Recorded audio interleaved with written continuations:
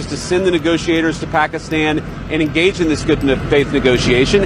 And then, yes, you have some crazy people at the fringes of the Iranian system who are leaking anonymously, either for propaganda purposes or because they're embarrassed or because they don't like what happened. And the final point, when I say they don't like what happened, what we know is that the United States accomplished its military objectives. What we know is the United States could have imposed significant additional military and economic costs on Iran and still has the capacity to do so. But we thankfully at this point, I think, have a ceasefire, thanks to the leadership of the President of the United States. We have the Iranians promising to open the Straits of Hormuz, and we have a negotiation that's supposed to start this weekend.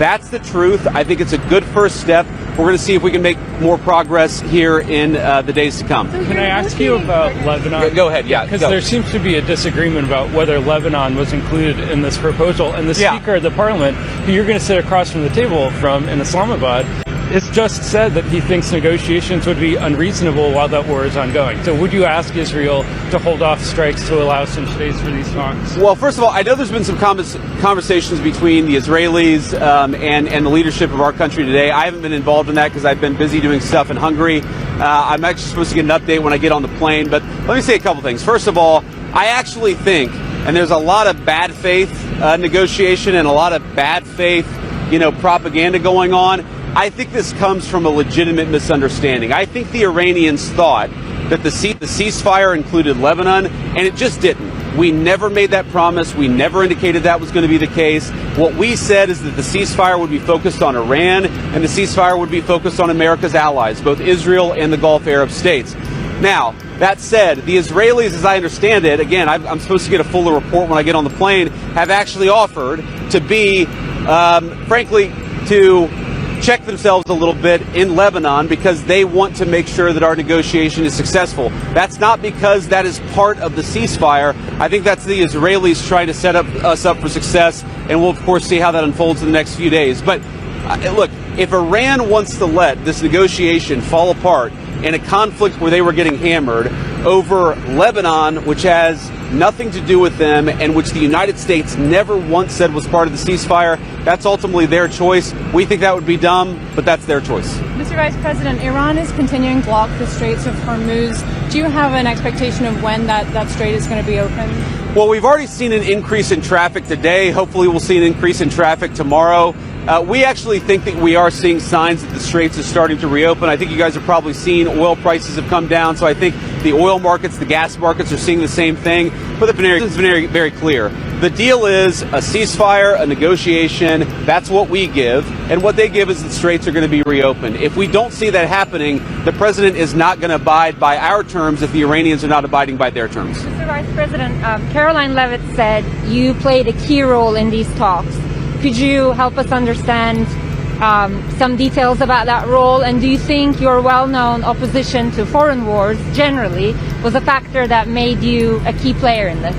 Well, I appreciate Carolyn saying that. I mean, my key role was I sat on the phone a lot. I answered a lot of phone calls. I made a lot of phone calls. And again, I'm happy about where we are. I think the president has struck a good deal for the American people. But fundamentally, the Iranians have got to take the next step, or the president has a lot of options to go back to the war. Do you know if Iranians requested that you join the talks?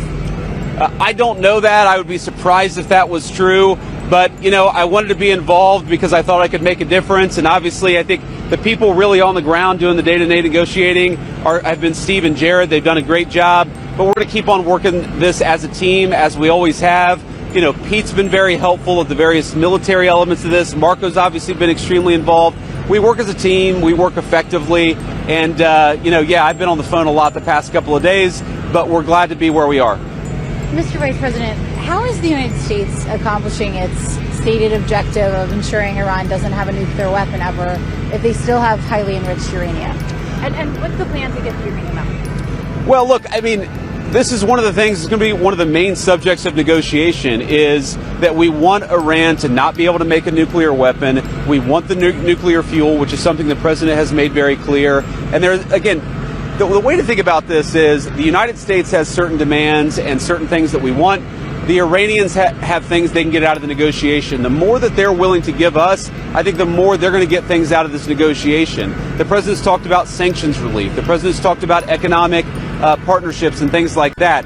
That's not going to happen unless the Iranians make a firm commitment to stop anything close to the development of a nuclear weapon. And frankly, the president has all the cards here. We've got a lot of leverage. We've got a lot of things that we can do. But right now, I think that we're in a good spot. Is the threat to wipe Iranian civilization off the map still on the table? And is it fair to keep 90 million Iranians under that threat for the actions of their leaders? Well, look, the leadership is really to blame for the condition of the country in Iran. The president of the United States has made very clear that the United States has a lot of leverage here. We have economic leverage. We've got military leverage. What he's trying to do is make sure the American people are safe and strike a deal that's good for the American people. I encourage the Iranians to come to the table seriously. We've seen some signs that they're going to do that. We've seen some signs of bravado. Fundamentally, we're in a good spot. They're reopening the straits. We have a ceasefire. And frankly, if they break their end of the bargain, then they're going to see some serious consequences. But wiping them off the map is different than an economic leverage or military leverage. Why is that kind of language useful in this kind of scenario? Well, again, the President of the United States is saying that unless the Iranians do the right thing, he is going to have some serious consequences for the regime. We obviously don't want the people of Iran to suffer, but we have a lot of leverage that the President of the United States could use, and it's why I think it's so important for the Iranians to be negotiators in good faith. Okay, X has been abuzz the last couple of days with the Free Press story saying that senior Pentagon officials in January, including Rich Colby, brought Cardinal Pierre into the Pentagon. Brought who? Cardinal Christophe Pierre into the Pentagon. I haven't seen this story, unfortunately. And essentially the reporting by the Free Press is that they told him that the American military has a lot of might and they can do whatever they want, and the church should get on its side. Does that message sound correct to you? Is that something you would sign off on? So one, I with no disrespect to the Cardinal, I don't know who Cardinal Christophe Pierre is. He's the ambassador to the Holy See and the U.S. Oh, okay. I do. I've met him before. Sorry, I just didn't remember the name. I've never seen this reporting. I'd like to actually talk to Cardinal Christophe Pierre and, frankly, to our people to figure out what actually happened. I think it's always a bad idea to offer an opinion on stories that are unconfirmed and uncorroborated, so I'm not going to do that. Sir, on the question of Iran's enriched uranium, do you see a scenario in which the administration may be willing to agree to allow Iran to continue enriching the uranium for civilian nuclear purposes? Well, look, what the president has said is that we don't want Iran to have the capacity to build a nuclear weapon. The president's also said that we don't want Iran enriching towards a nuclear weapon, and we want Iran to give up the nuclear fuel. Those are going to be our demands during the negotiation. And again, we're going to see what the Iranians are willing to give up. If they make a good faith effort to actually give us the things that we need to have a successful negotiation for the security of the American people, I think there's a lot on the other end. If they don't give us what we need, then I think it's going to be bad. But I'm optimistic that the Iranians are going to be smart, that they're going to negotiate in good faith. And your negotiating partner in Iran, I know Kevin sort of asked about this already, but he essentially is saying that they're distrustful of the U.S. for, he tweeted out that 3 of the 10 points in the ceasefire framework have already been violated. They're distrustful of the U.S. What do you make of him tweeting that out before negotiation? So I thought it was interesting, actually, because I did see that tweet from Ghalibaf actually just a couple of minutes ago. And let me say a few things. First of all, he said that there are a few points of disagreement before the negotiation. Well, that must mean that there's a lot of points of agreement, because there's a 15-point plan floating around. There's a 10-point plan floating around. If he's frustrated about 3 issues, that actually means that there's a lot of agreement. That's point number 1. Point number 2, to respond to each of those issues, and I read it very closely, let me just say this. I actually wonder how good he is at understanding English, because there are things that he said that frankly didn't make sense in the context of the negotiations that we've had. But to address the 3 points, first of all, he talked about an attack that had allegedly happened on Iran and how that was a violation of the ceasefire. Ceasefires are always messy. An hour after the president announced the ceasefire, the Iranians launched a bunch of missiles. Then the Israelis responded. Then some of the Gulf Arab states responded. This is the nature of a ceasefire. No ceasefire ever goes without a little bit of choppiness. What we have been very clear about is that we want to stop the bombing. We want our allies to stop the bombing, and we want the Iranians to do the same thing. We're seeing evidence that things are going in the right direction, but it's going to take a little time. The second thing Ghalibaf said, which again I found fascinating, is he said, we refuse to give up the right to enrichment. And I thought to myself, you know what?